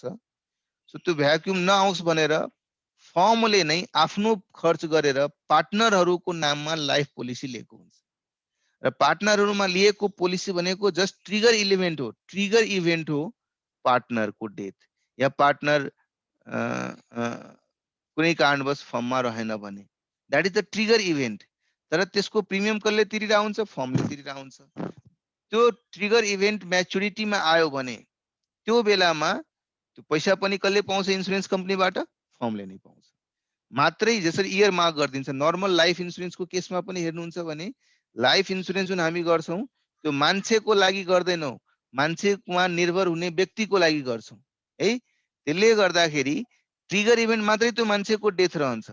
त्यो मान्छेको डेथ भयो भने त्यसको डिपेन्डेन्ट व्यक्तिहरूले पैसा पाउने। त्यस्तै पार्टनरसिप फर्मले पनि यदि पार्टनरहरूको लाइफको इन्सुरेन्स गराएको छ भने फर्मले नै पैसा पाउँछ in the case of death of one partner of the form. अब कुरा भयो कि जोइन्ट लाइफ पोलिसी लिँदाखेरि हामीले एकाउन्टिङ कसरी गर्ने? How are we going to do accounting in the case of joint life policies being taken by the firm है। मैले पहिला भने नर्मली पोलिसी दुई थरीको हुन्छ। मैले लाइफ इन्सुरेन्सको एउटा डिस्कसन तपाईँहरूको क्लासमा गरेको थिएँ कि थिएन? गरेको थिएँ जस्तो लाग्छ मलाई, याद आइरहेछ कि थिएन भन्नुहोस् त। अर्को ब्याचमा गरेको थिएँ। छैन सर। छैन सर। नहीं किया नहीं। ओके, सो लाइफ इन्सुरेन्स भन्ने कुरा तपाईहरुले कति बुझ्नुहुन्छ? लाइफ इन्सुरेन्स भनेको के हो भन्नुस् त? मैले भने मैले नर्मली भन्छु नि मैले आफ्नो लाइफ इन्सुरेन्स गराएको छु। एले भन्छ म आफ्नो लाइफ इन्सुरेन्स गराएको छु। अब यसरी भन्नुको मतलब के भयो त? तपाईले के बुझ्नुभयो? इन्सुरेन्स कम्पनीले ग्यारेन्टी गरेर गर्दिन्छ यसलाई कि तिमी मर्दैनौ भनेर, या मर्छौ भने तिमीलाई पैसा दिन्छु भनेर? Is that the meaning? No sir. What is the meaning then? Loss मात्र बियर गर्छ सर, कंपनसेशन मात्र दिन्छ त्यो। अरे भाई, एक आदमी की जिंदगी का, मैं लाइफ इंश्योरेंस की बात कर रहा हूँ। दो तरह का इंश्योरेंस होता है, एक जनरल इंश्योरेंस, इसका एक लाइफ। मतलब लाइफ इंश्योरेंस की हम लोग अभी बात कर रहे हैं। जनरल इंश्योरेंस में तो ठीक है, जितना लॉस होगा उसी को कंपेंसेट फैमिली किया को जाएगा। फाइनेंशियल इंसेंटिव देता है सर। सो केही पिरियडको इन्सुरेन्स गरेको हुन्छ, जस्तै 60-70 वर्षसम्मको। मर्यो चाहे मरेन तै पनि त्यति के अमाउन्टको सम दिन्छ त्यसमा। ओके, कसलाई दिन्छ? त्यो मान्छे जीवित भयो भने त्यो मान्छेलाई, मर्यो भने त्यसको फ्यामिलीलाई। ओके, इंश्योर्ड पर्सन और नोमिनी। ओके, मान्छे मर्यो भने नोमिनी पर्सन, नोमिनी। तपाईहरुले बुझेको कन्सेप्टको आधारमा मैले यदि खण्डन गर्ने हो भने तपाईहरुले यो भनिरहनु भएको छ कि इन्सुरेन्स जुन हामी गराउँछौं त्यो इन्सुरेन्स कसैको लाइफको लागि गराइन्छ। त्यो लाइफ भनेको को? जसरी मैले भने ए हैज टेकन इन्सुरेन्स अफ मानौ 1 करोड रुपैयाँ अन हिज लाइफ। यदि त्यो स्टेटमेन्ट दिनु भनेपछि या A has taken life insurance of ₹1 crore, यति मैले लाइन एउटा मैले स्टेटमेन्ट बनायो भने यसको के मतलब भयो? ए को लाइफ को इन्सुरेन्स भइरहेछ, पछिको दिनमा केही भयो भने, यस केही भयो भने पछि गएर त्यो इन्सुरेन्स कम्पनी हैन, पछि गएर इन्सुरेन्स कम्पनीले उसको फ्यामिलीलाई नोमिनीलाई त्यो पैसाले कम्पनसेट गर्न सकिन्छन् भनेर हैन। त्यसको मतलब यो ए को लाइफ इन्सुरेन्स हो कि उसको फ्यामिली को लाइफ इन्सुरेन्स हो? खास गरे त सर लाइफको बदला लाइफ पाउँदैन। पछिको दिनमा उसको फ्यामिली सेक्युर रहोस् भनेर हैन। हो, आफूलाई यसको केही भयो मतलब भने त्यो लाइफ भनेको कसलाई भन्छ? मरिसकेपछि त लाइफ हुँदैन नि, जिउँदासम्म लाइफ हुन्छ हैन। लाइफ भन्ने बित्तिकै कसैको लाइफ जुन चलिरहेछ, दिनचर्यामा जसले चाहिँ एक लेभलको लाइफ जीरहेछ भन्छ नि, लाइफ जिंदगी जी रहे हो कि नहीं जी रहे हो। तो जिंदगी जीने का मतलब क्या हुआ? जिंदगी की जो जरूरत है उसको पूरा करना, और उस पूरा करते समय अगर हमको कोई कठिनाई नहीं हो रहा है, इसका मतलब हम क्या बोलते हैं? हम जिंदगी अच्छे से जी रहे हैं। लेकिन जिंदगी की जरूरत को पूरा करने के लिए अगर कठिनाई होने लगे तो हम क्या बोलेंगे? यार जिंदगी बहुत कठिन से चल रहा है, ये बोलेंगे ना, झंड है। सो हम लोग ये बोलेंगे कि जिंदगी अच्छे से नहीं चल रहा है। तो लाइफ इंश्योरेंस अगर कोई इंसान, मानो ए ने अगर लाइफ इंश्योरेंस लिया, इसका मतलब ए ने अपने लाइफ का इंश्योरेंस नहीं लिया है। ए ने किसके लाइफ का इंश्योरेंस लिया है? अपने डिपेंडेंट का लाइफ का इंश्योरेंस लिया है कि ए के न रहने के बाद अगर ए के डिपेंडेंट की लाइफ, जो कि मैंने क्या बोला, जिंदगी जीना है, जीना कैसे पता चलेगा कैसे उसको जीना है? भाई जब ए था वो अर्निंग मेंबर था, वो कमा रहा था, कमाने की वजह से अपने फैमिली जितने भी डिपेंडेंट लोग हैं उसके फैमिली में, उसका लाइफ एक नॉर्मल तरीके से जी रहा था। वो अचानक ए माइनस हो गया उसके लाइफ, उसके फैमिली में से, तो उसके फैमिली मेंबर में तो बड़ा सा वैक्यूम आ जाएगा ना। पहले जिस तरह का लाइफ वो मेंटेन कर रहा था, वो लाइफ तो मेंटेन नहीं कर पाएगा। तो हमने क्या किया, इंश्योरेंस करवाने से ए के डिपेंडेंट के लाइफ को ए न रहने के बाद भी उसी पेस में मेंटेन हो, उसी तरीके से मेंटेन हो, उसका लाइफ का इंश्योरेंस करवा दिया। एक मिथ है, आदमी बोलता है कि मैंने अपना लाइफ इंश्योरेंस कराया। मैं तो सिर्फ एक ट्रिगर पॉइंट हूं कि मैं एक इवेंट को रिकॉग्नाइज करने का एक सूत्रधार हूं कि भाई कल के डेट में मेरे साथ कुछ हो गया तो लाइफ किसका इंश्योर हो रहा है, मेरे डिपेंडेंट का लाइफ इंश्योर हो रहा है कि मेरे ना होने पे मेरे जितने भी डिपेंडेंट लोग हैं उसकी लाइफ मिजरेबल ना हो जाए, उसकी लाइफ उसी तरीके से चले जिस तरीके से हम लोग का पहले चल रहा था, मैं होते हुए जो चल रहा था उसी तरीके से चले। इसीलिए याद करो, आदमी बोलता है ना कितने रुपए का सम इंश्योरेंस लेना चाहिए, पूछा जाता है। एक आप देखोगे अच्छे इंश्योरेंस कंपनी की वेबसाइट में जाओगे तो इंश्योरेंस कितने अमाउंट का लेना चाहिए उसका कैलकुलेशन करने के लिए बोलता है, इंश्योरेंस कैलकुलेटर। आप लोग को याद है कि नहीं याद है, पहले इंश्योरेंस रेगुलेटर ने एक अच्छा सा एड बनाया था और नाम दिया था कम इंश्योरेंस लेने की बीमारी, KILB, एकदम स्लोगन आता था। तुमको KILB तो नहीं हो गया है, मतलब तुमको कम इंश्योरेंस लेने की बीमारी तो नहीं हो गया, तुम देख ही नहीं रहे हो कि तुमको कितने अमाउंट का इंश्योरेंस लेना चाहिए। अरे भाई, तुम्हारे डिपेंडेंट लोग कल के डेट में तुम्हारे न रहने की वजह से उसका फ्यूचर इसी तरीके से चलाने के लिए कितने पैसे की जरूरत पड़ेगा पास्ट फ्यूचर में जाके, उसका तुम निकालो ना आज के डेट में क्या वैल्यू होना चाहिए, उतने अमाउंट का तो कम से कम इंश्योरेंस लो। तुम्हारा लाइफ एक्सपेक्टेंसी तुमको पता है, तुम आज कितने एज में हो, नॉर्मल देश में क्या लाइफ एक्सपेक्टेंसी चल रहा है, कब किसका देहांत हो जाए। अभी के कोरोना काल में तो कह नहीं सकता, अच्छे अच्छे लोग भी चले जाते हैं, लेकिन एक नॉर्मल सर्कमस्टांसेस में तुमको कितने अमाउंट का सम एश्योरेंस लेना चाहिए ताकि तुम्हारा लाइफ उसी, तुम्हारा फैमिली जो डिपेंडेंट लोग है वो उसका लाइफ उसी तरीके से चले जैसे पहले चल रहा था। So as a Kodetma, if you go through the websites of different Indian insurance companies, there is a specific calculators given, and which will ask you what is your current earning, what is your age, what are the dependents, who are the dependents on you, what are their age, is any of them potential to earn or not। जैसे किसी का बच्चा है, उसको पता है कि वो आज 15 साल का है तो उसको 5 साल उस डिपेंडेंट रहेगा या 7 साल डिपेंडेंट रहेगा, तो 7 साल के लिए मुझे जिम्मेवारी लेना है। 7 साल के बाद तो खुद इंडिपेंडेंट हो जाएगा ना। वाइफ है वो हाउस वाइफ है, तो इसका मतलब उसके लाइफ तक का जिम्मेवारी मुझे लेना पड़ा, है ना। तो एक दूसरा बच्चा है, वो मानो 3 साल का है, तो उसको तो जब तक वो मैच्योर नहीं होगा, जब तक एडल्ट नहीं होगा, तब तक के लिए मेरे ऊपर डिपेंडेंट है। तो उसके एडल्ट होने तक का क्या खर्च होता है एक नॉर्मल पर्सपेक्टिव में, तो मेरे अर्निंग के हिसाब से वो इवैल्यूएट करता है कि तुम अगर 1 लाख रुपए अर्न कर रहे हो, इसका मतलब तुम किस तरीके से खर्च कर रहे होगे। तुम 2 लाख कर रहे हो तो तुम किस तरीके से खर्च कर रहे होंगे। तुम 50,000 कमा रहे हो तो किस तरीके से खर्च कर रहे होंगे। तो कहीं ना कहीं एक साइंटिफिक अप्रोच से बता देता है कि तुमको कम से कम इतने रुपए का इंश्योरेंस कराना चाहिए। आप देखते होंगे कि जो लोग ज्यादा कमाता है वो ज्यादा अमाउंट का सम इंश्योरेंस करवाता है। क्यों कराता है? ऐसा नहीं कि उसको ज्यादा अमाउंट पाना है, उसने ज्यादा कमाने की वजह से ज्यादा खर्च करने का एक फैमिली लाइफ पैटर्न बना चुका होता है।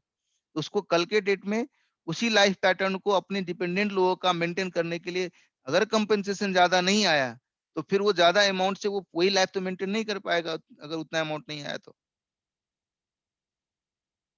इसीलिए वो अमाउंट कैलकुलेट करना, अंडरस्टैंड करना जरूरी है। अब एक भाई ने इसमें बोला था ना कि सर इंश्योरेंस तो ले लेते हैं और इंश्योरेंस लेने के बाद नहीं भी मरता तभी कुछ पैसे मिलता है। वो इंश्योरेंस नहीं है मेरे भाई, वो इन्वेस्टमेंट कम इंश्योरेंस है। उसने दो चीज को मिक्स कर दिया। उसने आपको बोला कि आप इंश्योरेंस भी ले लो और साथ के साथ आप इन्वेस्टमेंट का ऑप्शन भी उसके अंदर डाल दो, दोनों का खिचड़ी बना दिया। इंश्योरेंस का मतलब तो सीधा एक ही चीज है, अगर लाइफ इंश्योरेंस है तो डेथ के बाद मिलेगा, डेथ नहीं है तो नहीं मिलेगा, simple, that is pure insurance. But क्या है हमारे एशियन माइंडसेट में, नेपाल इंडिया के माइंडसेट की बात करते हो तो नेपाल इंडिया माइंडसेट क्या है, अरे हमने इस कंपनी को पैसा दिए, बाद में हमको कुछ फिरता ही नहीं मिलेगा, रिटर्न ही नहीं मिलेगा, है नहीं करेंगे। इंश्योरेंस कंपनी ने क्या सोचा है कि यहाँ का माइंडसेट ही ऐसा है कि कुछ देने के बाद अगर फ्यूचर में रिटर्न नहीं आता ना तो आदमी लेना नहीं चाहता। इसलिए इंश्योरेंस के साथ उसने इन्वेस्टमेंट का एक लॉलीपॉप घुसा दिया उसके अंदर। ये देख भाई, तुम अगर नहीं भी मरते हो तो तुमको इतना पैसा वापस मिलेगा, तब उसको एकदम अट्रैक्टिव लगा। तो इसके अंदर दो पार्ट है, अगर देखोगे इसको तोड़ के, एक इंश्योरेंस है साथ के साथ इन्वेस्टमेंट भी है। इसको इंश्योरेंस कम इन्वेस्टमेंट बोल सकते हैं, लेकिन चलन चलती में लोग उसको इंश्योरेंस ही बोलता है, इंश्योरेंस करवा रहे हैं। अभी आप देखो, अगर किसी इंश्योरेंस कंपनी से बात करना, बोला मुझे टर्म इंश्योरेंस चाहिए, आपको मैं एग्जांपल के लिए बताता हूँ, अभी इंस्टीट्यूट ने, आईसीआई के इंस्टीट्यूट ने वेबसाइट पे डाला हुआ है टर्म इंश्योरेंस। टर्म इंश्योरेंस का मतलब प्योर इंश्योरेंस पर उसके अंदर है, नहीं मरने पे कुछ नहीं मिलेगा, लेकिन मरोगे तो तुमको इतना अमाउंट मिलेगा। तो अभी सीए इंस्टीट्यूट ने सारे सीए मेंबर के लाइफ पे एक ग्रुप टर्म इंश्योरेंस ले रहा है। आप सीए मेंबर भी तो 2.5-3 लाख 4 लाख जितना मेंबर हो चुका है, उन सभी के ऊपर ग्रुप टर्म इंश्योरेंस ले रहा है। टर्म इंश्योरेंस का सीधा सीधा मतलब है जब कोई डेथ करेगा तभी उसको पैसा मिलेगा।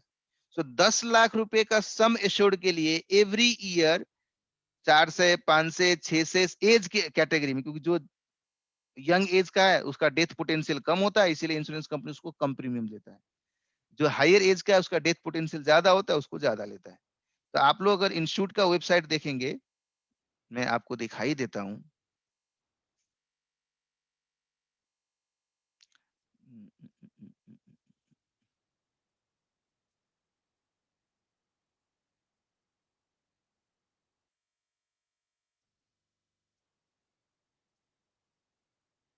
देखो, ये group term insurance life LIC से टाई अप किया है, ये हमारे आईसीएआई ने किया हुआ है। इसमें क्या कहा है कि अगर 10 लाख का सम एश्योर्ड है और ये एज ब्रैकेट दिया हुआ है यहाँ पे 21 से 30, 31 से 35, 36 से 40, और कह रहा है कि सिर्फ 520 रुपये आप एक साल में पेमेंट करो, सिर्फ प्रीमियम 520 रुपये एक साल का। फिर अगले साल अगर तुम्हारा इसी कैटेगरी में एज रहता है तो 520 ही पे करो। तुम हो सकता है 30 से अब दूसरे कैटेगरी में चले गए तो 630 करना पड़ेगा, अगले 5 साल तक 630 करो। मतलब तुम पेमेंट करते रहो। ये इंश्योरेंस प्रीमियम तुम्हारे लाइफ पे डिपेंडेंट है, और खुदा ना खास्ता कुछ हो गया तुम्हारे साथ तो तुम्हारे फैमिली को 10 लाख रुपया मिलेगा। कितना पीनट बराबर का अमाउंट है, देखो ना, 5 से 20 रुपया प्लस जीएसटी लगा के भी अगर अमाउंट बनता, मानो 600 रुपया एग्जाम्पल के लिए, तो 600 रुपया सिर्फ पेमेंट करना है साल में। और मान लो तुम, मेरा लाइफ अब 60 ईयर्स का है, या नॉर्मल एवरेज में 65 ईयर्स तक आदमी जीता है, और मैं आज अगर कोई मेंबर इसमें जो 30 साल का आज है, तो 30 से अगले 65 साल 35 साल उसको पेमेंट करना पड़ेगा। एवरेज में मान लो वो 1,000 हर एक साल पे करता है एवरेज में, तो 35,000 ही पेमेंट किया ना। लेकिन इस 35 साल के बीच में अगर कुछ भी हो गया उसके साथ, तो उसकी फैमिली को कितना मिलेगा? 10 लाख रुपया मिलेगा। तो कहने की रिस्क को इवैल्यूएट करता है, और इंश्योरेंस कंपनी को पर ईयर अकाउंटिंग करता है। वो बोलता है कि भाई तुम हमको आज 5 से 20 दे, तुम्हारा रिस्क हम ले लेते हैं 10 लाख रुपया तक का, कुछ हुआ तो 10 लाख हम तुमको देंगे, नहीं हुआ बस खत्म, इस साल का चैप्टर क्लोज। फिर नेक्स्ट ईयर में आओ, नेक्स्ट ईयर में फिर फ्रेश तुमको एक नया पॉलिसी इशू करेंगे, या उसी पॉलिसी में नया ईयर के लिए लॉक कर देंगे उसको।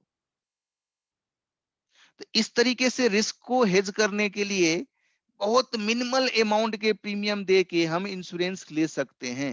लेकिन इसमें एक ही चीज क्या नहीं होता है, भाई 500 रुपया दे दिया, अगर नहीं मरा तो हमको 500 वापस मिलेगा कि नहीं मिलेगा? बिल्कुल नहीं मिलेगा। ये इन्वेस्टमेंट नहीं है, इंश्योरेंस है। यही चीज तुम जाके उसको बोलो कि भाई देखो, हमको 10 लाख का सम एश्योर्ड चाहिए, और अगर हम नहीं भी मरेंगे तो 10 साल के बाद हमको कुछ रिटर्न चाहिए, तो देखो एनुअल प्रीमियम वो कितना बना के बोलेगा तुमको, 90,000 बोलेगा हर महीने, तो हर साल पेमेंट करो प्रीमियम, 90,000 प्रीमियम पेमेंट करो, या 1 लाख रुपया प्रीमियम पेमेंट करो करके बोलेगा वो। और बोलेगा तुमको 10 लाख तो सम एश्योर्ड है, अगर नहीं मरा तो 10 साल के बाद तुमको विथ बोनस तुमको 10 के जगह पे 15 लाख मिलेगा। ऐसे इंश्योरेंस कंपनी फोन करके बोलेगा आपको कि तुमको हर एक साल 1-1 लाख देना है, 10 साल तक देना है, इस बीच में कुछ हो गया तो तुमको 10 लाख मिलेगा, नहीं हुआ तो 10 साल के एंड में तुमको पूरा 15 लाख इंक्लूडिंग बोनस मिलेगा। इस तरीके से बोलेगा आपको। अब देखो, अगर हमको कुछ रिटर्न लेने के हिसाब से हम इंश्योरेंस प्रीमियम कंपनी से बात कर रहे थे, तो वो प्रीमियम 1 लाख बना रहा था। जस्ट आपको मैंने इस चीज दिखाया ना इंश्योरेंस कंपनी का, जो कि एलआईसी से इंडोर्स किया हुआ है और सीए मेंबरों के लिए दिया गया हुआ है। उसी इंश्योरेंस में क्या दिख रहा है? सिर्फ 500 रुपया देना है, 10 लाख का सम एश्योर्ड है। तो टर्म इंश्योरेंस सिर्फ रिस्क को कवर करता है, इसीलिए उसका प्रीमियम रिस्क का होता है। लेकिन उसके अंदर किसी को रिटर्न का भी गारंटी देना हो तो ऑफकोर्स वो ज्यादा पैसा लेगा ना, तो इंश्योरेंस कंपनी प्रीमियम का अमाउंट भी बढ़ा देता है। सो इंश्योरेंस को समझना जरूरी। मैं आप खुद ही बताता हूं, मैंने एक इंश्योरेंस लिया है 10 लाख रुपया सम एश्योर्ड का, 10 लाख रुपया का लिया हुआ है, 20 साल का लिया हुआ है, तो हर साल मुझे 50,000 जमा करना पड़ता है। और दूसरा एक सम इंश्योरेंस मैंने लिया है 1 करोड़ रुपए का, 1 करोड़ 10 लाख का बल्कि बोलता हूं मैं, वो 1 करोड़ 10 सिर्फ टर्म इंश्योरेंस लिया हुआ है। और उस दिन ये LIC ने जब लॉन्च किया तो ये भी हमने पेमेंट कर दिया। अब देखो कब पॉलिसी आता है। 1 करोड़ 10 लाख में सिर्फ 8,000 पे करना पड़ता है, 8,400 रुपए। लेकिन ये प्योर टर्म है, कुछ हुआ तभी मिलेगा, नहीं हुआ बस उसकी कोई रिटर्न की हम लोग एक्सपेक्टेशन नहीं। तो हमने सोचा कि मैं डिपेंडेंट मेरे ऊपर, मेरे लाइफ के ऊपर कब तक मेरे फैमिली मेंबर डिपेंडेंट रहेगा, जब तक मैं कमाऊंगा। और मेरा अर्निंग का एज कब तक है, एक सर्टेन एज तक ही तो मैं अर्न करूंगा ना। मैं भी तो एक रिटायरमेंट प्लान करके बैठा हूँ भाई, मैं इस एज तक अभी मेरा ये एज है, मैं इस एज तक मुझे कमाना है। तो एक मेरे एज तक जहां तक मेरे फैमिली मेरे ऊपर डिपेंडेंट रह सकता, उस पीरियड के लिए मैंने टर्म इंश्योरेंस ले लिया। तो मैं हर साल 8,400 से पे करता जा रहा हूँ। इस बीच में खुदा ना खास्ता कुछ हो गया तो मेरे फैमिली को उतना कंपेंसेशन मिल जाए, नहीं हुआ तो नहीं मिलेगा। सर तो टर्म इन्सुरेन्समा सर डेटसम्म पे गर्नुपर्छ होइन सर, लिनको लागि सर होइन, अमाउन्ट लिनको लागि होइन। त्यो पहिला नै पोलिसी लिने बेलामा भन्नुपर्छ म कति वर्षको लागि लिइरहेको छु। जसरी म मानव कुनै एउटा मान्छे 25 इयर्सको एजमा आफ्नो 60 इयर्स एजसम्मको लागि लियो भने उसले 35 वर्षको लागि लियो। तो 35 वर्षमा हरेक वर्ष उसले 8,000 जे छ मैले भनेको एक्जाम्पल अनुसार 8,400 रुपियाँ पे गरिराख्नुपर्छ। 8,400 8,400 8,400 8,400 हर साल पे करना उसको। और हर साल उसके लिए एक नया एक एग्रीमेंट है इंश्योरेंस कंपनी के साथ। इस साल आपने 8,400 पे किया, इस साल कुछ हो गया, लेकिन ये 35 साल तक, 35 साल के बाद ये वाला पॉलिसी लैप्स हो जाएगा। उसके बाद आप 60 इयर्स के एज ब्रैकेट में पहुंच चुके होंगे। अगर आप 25 से शुरू किए, 35 साल के बाद तो 60 इयर्स के एज ब्रैकेट में पहुंच चुके होंगे। अब भी फिर से लेना है अगर आपको, फिर इंश्योरेंस कंपनी से बात करना पड़ेगा। उस समय हो सकता है आपका इंश्योरेंस प्रीमियम ज्यादा वो मांगे, क्योंकि आप ऑलरेडी डेथ पोटेंशियल में पहुंच चुके हैं, आपका एज ऑलरेडी बढ़ चुका है। तो आज अर्ली एज में कोई आदमी इंश्योरेंस प्रीमियम लेता है, जैसे मैंने 25 साल के एज में अगर ले लिया तो एनुअल प्रीमियम छोटा अमाउंट से शुरू होगा, विच इज मानो हमारे केस में 8,400 मान के चलो। तो मैं अगले 35 साल तक सिर्फ एवरी ईयर दूंगा। वो पॉलिसी इंश्योरेंस कंपनी ने 35 साल के लिए हमको दिया है, उससे बियॉन्ड के लिए नहीं दिया है। जस्ट मैं एग्जांपल के लिए बता रहा हूँ, ये चीज एग्जिस्ट करता है मार्केट में। Term insurance with lower amount of premium, it's pure expense. हम मैंने दिया, कुछ नहीं हुआ, भगवान को। कुछ लोग बोलता है ना यार मैंने प्रीमियम दे दिया लेकिन कुछ बेनिफिट ही नहीं ले पाए। ओ माय गॉड, ओएमजी हैं? मेडिकल इंश्योरेंस करवाता है, कुछ लोग बोलता है कि मैंने यार 20 लाख का मेडिकल इंश्योरेंस कराया, हर एक साल 20,000 रुपया जमा करता हूँ प्रीमियम। होता है मेडिकल इंश्योरेंस में महंगा प्रीमियम होता है। और फिर बोलता है यार 20,000 दे दिया लेकिन इस बार कोई बेनिफिट नहीं उठा। अरे भाई बेनिफिट उठाने के लिए हॉस्पिटल में जाके एडमिट करना है क्या? भगवान को थैंक यू बोलो, कुछ नहीं हुआ। मैं हमेशा बोलूंगा कि मेरे से 20,000 हर साल ले जाओ और किसी भी साल मेरे को एडमिट ना होना पड़े, किसी साल मेरे को हॉस्पिटल में ना जाना पड़े, उससे अच्छा क्या होगा? लाइफ इंश्योरेंस में भी कुछ तो लोगों का मेंटेलिटी ऐसा ही होता है कि भाई मैंने पैसे तो दिए लेकिन कुछ मिला ही नहीं, मुझे वापस ही नहीं मिला। क्यों मिलना यार, तुम नहीं मरे उससे ज्यादा अच्छा क्या है तुम्हारे लिए? So term insurance is the best product which I recommend, which I do, which I refer to all of my friends, and which should be done if you are only taking care of insurance. However, in the market, Nepal में तो है ही नहीं term insurance, अगर मांगने जाओगे तो मिलेगा ही नहीं, बहुत अभी तक वो प्रोडक्ट ही नहीं लाया। इनफैक्ट मैं जब आया था तो मैंने इंडिया से 2017 में आते समय कहीं ना कहीं इंश्योरेंस में कुछ करूंगा करके सोच के आया था, लेकिन यहाँ पे रेगुलेटर ने लाइसेंस ही बंद कर रखा था। बट इंश्योरेंस प्रोडक्ट में अगर देखा जाए तो बेस्ट ऑप्टिमल प्रोडक्ट अगर नेपाल में मिलता है तो वो टर्म इंश्योरेंस है। अगर मिलता है तो कोई इंश्योरेंस कंपनी से बात करो और टर्म इंश्योरेंस लो। यहाँ पे भले ही टर्म इंश्योरेंस में प्रीमियम वो ज्यादा मांगेगा। इंडिया में बहुत इंश्योरेंस कंपनी है, कंपटीशन है, रेगुलेटर स्ट्रांग है, तो वहाँ पे कहीं ना कहीं इंटरनेशनल इंश्योरेंस प्रैक्टिसेस आ चुका है, इसलिए वहाँ पे सस्ते सस्ते प्रीमियम पे भी टर्म इंश्योरेंस मिल रहा है, वो टर्म इंश्योरेंस लेना चाहिए। But as I said, mentality, Indian mentality और मेंटेलिटी इस तरीके से बना हुआ है यहाँ पे हमारे साउथ एशियन कंटिनेंट में कि आदमी को रिटर्न दिखना चाहिए, रिटर्न दिखेगा तभी वो पॉलिसी लेगा। इसका मतलब हम जो इंश्योरेंस करवा रहे हैं वो सिर्फ इंश्योरेंस नहीं है, इंश्योरेंस प्लस इन्वेस्टमेंट है। That is insurance cum investment. In all those cases of insurance cum investment we need to account for accordingly. So हमने इंश्योरेंस का प्रीमियम दिया, हमको पता है इससे कुछ ना कुछ तो मिलेगा, लेकिन इंश्योरेंस कंपनी भी बड़ा चालाक है। वो क्या बोलता है कि देख भाई तुमने कितने साल के लिए लिया है, 10 साल के लिए लिया है तो तुमको 10 साल तक प्रीमियम पे करना पड़ेगा, उसके बाद 10 साल के एंड में तुमको पैसा मिलेगा। ऐसा नहीं कि भाई मैंने फर्स्ट ईयर पेमेंट कर दिया, सेकंड ईयर पेमेंट कर दिया, अब मैं पेमेंट नहीं करता हूँ, जाता हूँ इंश्योरेंस कंपनी को बोलने के लिए 2 साल तो कर दिया हूँ, 2 साल के हिस्से में प्रोपोर्शनेट दे दो, नहीं देगा वो। तो वो लोग क्या बनाता है, एक स्कीम बना के देता है। ये चलो ठीक है, आपने 2 साल पेमेंट किया, उसके बाद आप जिंदा हो लेकिन पेमेंट करना नहीं चाहते हो, तो आपको कुछ भी पैसा वापस नहीं मिलेगा। 3 साल तक पेमेंट किया और उसके बाद बंद करोगे, थोड़ा सा एकदम नॉमिनल सा सरेंडर वैल्यू आपको मिलेगा। 4 साल के बाद थोड़ा ज्यादा सरेंडर वैल्यू मिलेगा। इस तरीके से ईयर वाइज कितने साल तो उसने कंट्रीब्यूट किया है, उस चीज को ध्यान में रखते हुए कुछ ना कुछ सरेंडर वैल्यू डाल देता है। इसका मतलब पॉलिसी को बीच में ही अगर रोकना चाहोगे तो पूरा पीरियड टेन्योर पूरा करके अगर रोकोगे, you will be getting entire amount of sum assured. But if you are stopping it in between after some years, then basis on the years you served to the insurance company, you will get some surrender value. अब first 2 years में या first year में वो क्यों return नहीं करता insurance company? क्योंकि insurance company ने insurance agent को एक मोटा कमीशन दिया होता है फर्स्ट ईयर के प्रीमियम में से। उसके बाद उसका डॉक्यूमेंटेशन करना है, एडमिनिस्ट्रेटिव कॉस्ट बहुत ज्यादा आता है फर्स्ट ईयर में, जब पहली बार पॉलिसी इशू करता है। तो इंश्योरेंस कंपनी ने आपसे अगर प्रीमियम लिया भी है ना, तो उसका मेजर चंक तो उसने खर्च कर दिया है, उसके पास बचा ही बहुत कम। तो उसमें आप 1 साल देने के बाद बंद कर दोगे, तो आप रिटर्न मांगोगे तो इंश्योरेंस आपको देगा? वो नहीं देगा। 2-3 साल पेमेंट किए हो तो सब्सिक्वेंट इंश्योरेंस प्रीमियम के पेमेंट में एडमिनिस्ट्रेटिव कॉस्ट कम है, एजेंट को भी कम ही कमीशन गया होता है, तो कहीं ना कहीं इंश्योरेंस कंपनी के पास सब्सिक्वेंट प्रीमियम में से कुछ साइजेबल अमाउंट आया होता है कंपनी में, उससे कुछ कमाया भी होता है वो, इसीलिए वो कुछ ना कुछ सरेंडर वैल्यू दाना शुरू कर देता है। सो इंश्योरेंस में अब कंपनी हमको क्या रिटर्न करेगा, वो हमारे ईयर ऑफ और पीरियड ऑफ सर्विस के ऊपर डिपेंड करता है। ठीक है, ये तो अब तुम सोचो एक इंश्योरी के point of view say. Insurer तो इंश्योरेंस कंपनी है, मैंने इंश्योरेंस लिया तो मैं अपने पॉइंट ऑफ व्यू से सोचूंगा कि मैं प्रीमियम जो दे रहा हूं उस प्रीमियम को क्या मानूं, एक्सपेंस मानूं या एसेट मानूं।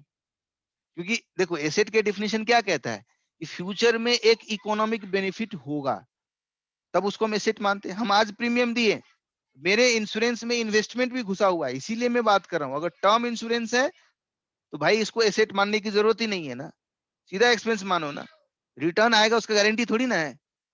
इन्वेस्टमेंट कम इंश्योरेंस है, उसमें रिटर्न आएगा, अगर जिंदा भी रहेंगे तो कुछ ना कुछ आएगा, इसीलिए उसके अंदर तो रिटर्न आएगा ही आएगा ना। लेकिन टर्म इंश्योरेंस में जिंदा रहेंगे तो कुछ आएगा नहीं, आएगा ना। इसीलिए टर्म इंश्योरेंस के केस में तो उसको प्योरली एक्सपेंस मानो। तुमने पेमेंट किया, insurance premium account debit to bank, और उस इंश्योरेंस प्रीमियम को सीधा पीएल अकाउंट में राइट ऑफ कर दो, PL account debit to insurance premium account, खत्म, चैप्टर वहीं पे क्लोज। लेकिन इन्वेस्टमेंट कम इंश्योरेंस वाला प्रोडक्ट अगर आपने लिया हुआ है तो आपको पता है कि भाई अगर हम 2 साल के बाद रोक भी देंगे तो कुछ ना कुछ सरेंडर वैल्यू आएगा, तीसरे साल में कुछ आएगा, चौथे में थोड़ा ज्यादा आएगा, पांचवें मतलब 5 साल के बाद अगर रोकते हैं तो ज्यादा आएगा, और 6 साल इंतजार करके रोकते हैं तो थोड़ा और ज्यादा आएगा, कुछ ना कुछ रिटर्न आएगा। और पूरे मैच्योरिटी के बाद मिलता है तो पूरा आएगा। तो इसका मतलब इन्वेस्टमेंट कम इंश्योरेंस वाला प्रोडक्ट है, तो हमको अकाउंटिंग करने के लिए डिफरेंट पॉलिसी अप्रोच मेंटेन करना पड़ सकता है। फर्स्ट अप्रोच कुड भी, इसको हम एक्सपेंस मान लेते हैं, क्योंकि अब जब पेमेंट किए नॉमिनल प्रीमियम का तो खर्चा है, उसको एक्सपेंस मान लेते हैं, और जब कभी मिलेगा मुझे मैच्योरिटी में तो पूरा उसको इनकम मान लेते हैं। आज मेरे लिए एक्सपेंस है, जब मिलेगा उस समय इनकम। थोड़ा कंजर्वेटिव होके हमने अकाउंटिंग कर दिया, जब पेमेंट किया उसको एक्सपेंस मानते चले गए, पीएल अकाउंट में राइट ऑफ करते चले गए।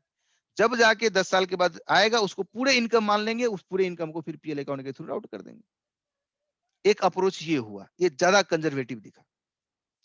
दूसरा अप्रोच बोलता है कि नहीं, इसको एसेट मानो, लेकिन एसेट मानते समय कम से कम इतना इंश्योर कर लो कि फर्स्ट ईयर में मैंने पेमेंट किया, और अगर आज के डेट पे ही इसको मैं डिसकंटिन्यू करता हूं तो इंश्योरेंस कंपनी हमको कितना पैसा रिटर्न करेगा, उतने अमाउंट पे उस एसेट को बैलेंसिंग करो, और डिफरेंस को तुम एक्सपेंस मानो। जैसे फर्स्ट ईयर में मैंने 1 लाख रुपया जमा किया है प्रीमियम, इंश्योरेंस कंपनी ने मुझे बोला कि नहीं 1 साल के बाद तो तुमको, अगर तुम डिसकंटिन्यू कर दो 1 साल के बाद तो कुछ भी नहीं तुमको मिलेगा।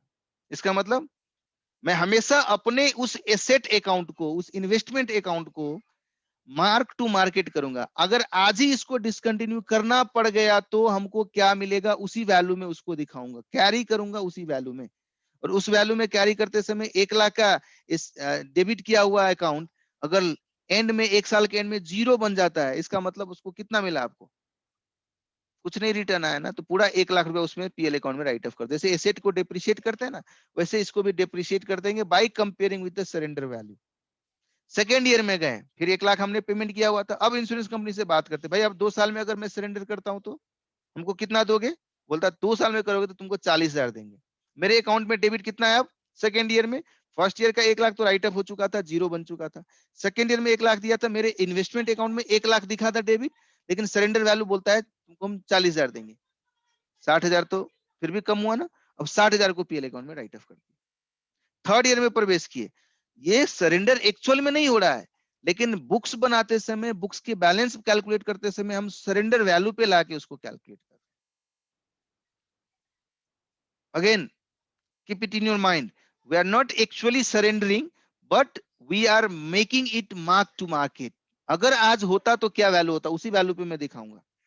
जब भी एक फेयर वैल्यूएशन करना पड़ता है ना एसेट और लायबिलिटी का, हम बैलेंस शीट में हम लोग अब बोलते हैं, पहले एक जमाना था कि हिस्टोरिकल कॉस्ट के मेथड पे ही चलता जा रहा था। अब जाके जितने भी नए अकाउंटिंग स्टैंडर्ड्स आ रहे हो, कहता है कि फेयर वैल्यू करो, क्योंकि बैलेंस शीट उस दिन का बन रहा है, तो उस दिन में ही अगर इस चीज को देखा जाए तो उसका क्या वर्थ है, तो उस वर्थ पे लेके आओ। भले ही उसको पीएल अकाउंट में नहीं ले जाना है, एक दूसरे रिजर्व अकाउंट में ले जाना है, अदर कंप्रिहेंसिव इनकम में ले जाना है, कहाँ ले जाना है अपने जगह पे है, बट एसेट्स और लायबिलिटीज की वैल्यूएशन फेयर करो। उसी तरीके से हम करते हैं। तो हमारे पास दो अप्रोच हो सकता है, एज एन एसेट और एज एन एक्सपेंस ट्रीट करने के लिए। अब यही चीज अगर हम पार्टनरशिप में लेके जाते हैं, तो हमारे पास तो 2-3 पार्टनर है, उस सब मिलके हम लोग पार्टनरशिप फर्म बनाए हुए हैं, और हम लोग क्या कर देते हैं, किसी एक आदमी के लाइफ पे डिपेंड ना रह के, हम 3 पार्टनर है, तो हम इंश्योरेंस कंपनी को बोलते हैं हमको ज्वाइंट लाइफ पॉलिसी दो। ज्वाइंट लाइफ पॉलिसी का मतलब 3 लोगों के नाम लाइफ के बेस करके हम पॉलिसी ले रहे हैं। इस तीनों में से किसी का भी एक इवेंट हो गया तो मेरा पॉलिसी मैच्योर हो जाएगा, और वो पैसा तुम प्रीमियम के कंपेंसेशन के रूप में, इंडेमनिफिकेशन के रूप में तुम कहाँ दोगे? फर्म को दोगे। और इसका जो जति भी हुन्छ प्रीमियम, त्यो सबै सर होल अमाउन्ट अब त्यो त लेख्या हुन्छ नि सम एस्योर्ड कति छ भनेर। So to the extent of sum assured, firm will get in case of death of any one partner। दुईटा फर्मले दुई थरीको पोलिसी लिएको हुन सक्छ। एउटा ज्वाइन्ट लाइफ पोलिसी लिएको छ भने कुनै एकजनाको डेथ भयो भने फर्मले पैसा पाउँछ। फर्मले अर्को तरिकाको पोलिसी पनि लिएको हुन सक्छ, जहाँ इन्डिभिजुअली सबैको लाइफमा लिएको छ। फर्मले नै लिएको छ, तर ए को सेपरेट पोलिसी लिएको छ, बी को सेपरेट लिएको छ, सी को सेपरेट लिएको छ, तीनवटा फरक फरक पोलिसी लिएको छ। त्यो केसमा जुन पार्टनरको डेथ भयो त्यो पार्टनरको मात्रै कम्पेन्सेसन, त्यो पार्टनरबाट को पोलिसी अमाउन्टको कम्पेन्सेसन आउँछ। बाँकी दुईटा पोलिसी एज इट इज रहन्छ। अब फर्मले डिसाइड गर्छ त्यसलाई क्यान्सल गर्ने, सरेन्डर गरेर भ्यालु लिएर आउने कि त्यसलाई एज इट इज राख्ने। नर्मली सरेन्डर गरेर ल्याइहाल्छ, बिकज जब एकजनाको डेथ भयो भने अब पार्टनरलाई त कहीँ न कहीँ ब्यालेन्स आउट त गर्नु पर्यो नि। पार्टनरमा भएको, पार्टनरशिप फर्ममा भएको जे जति रिसोर्सेस छ त्यसलाई त कहीँ न कहीँ पार्टनरको क्यापिटलमा, रिटायरिङ पार्टनरको क्यापिटलमा या डेथ भएको पार्टनरको लिगल हायरलाई त कहीँ न कहीँ कम्पेन्सेट गरिदिनु पर्यो नि। अनि सरेन्डर गरेर बाँकी पोलिसीलाई पनि सरेन्डर गरेर सेटलमेन्ट गर्छ। अनि त्यसपछि फेरि दुईजना मिलेर फर्मलाई फेरि कन्टिन्यू गर्नु छ भने फेरि दुईजनाको लाइफमा फेरि गएर सेपरेट इन्डिभिजुअल पोलिसी लिइहाल्छ फर्मले, हैन। तर ज्वाइन्टमा लिएको छ भने दिमाग नै लगाउनुस्, ज्वाइन्ट भन्ने बित्तिकै 3 जनाको लाइफ मध्ये कुनै एक जनाको लाइफमा इभेन्ट आउने बित्तिकै त्यो पोलिसी म्याच्योर्ड भयो, पोलिसीको अगेन्स्ट पैसा फर्मले पाउँछ।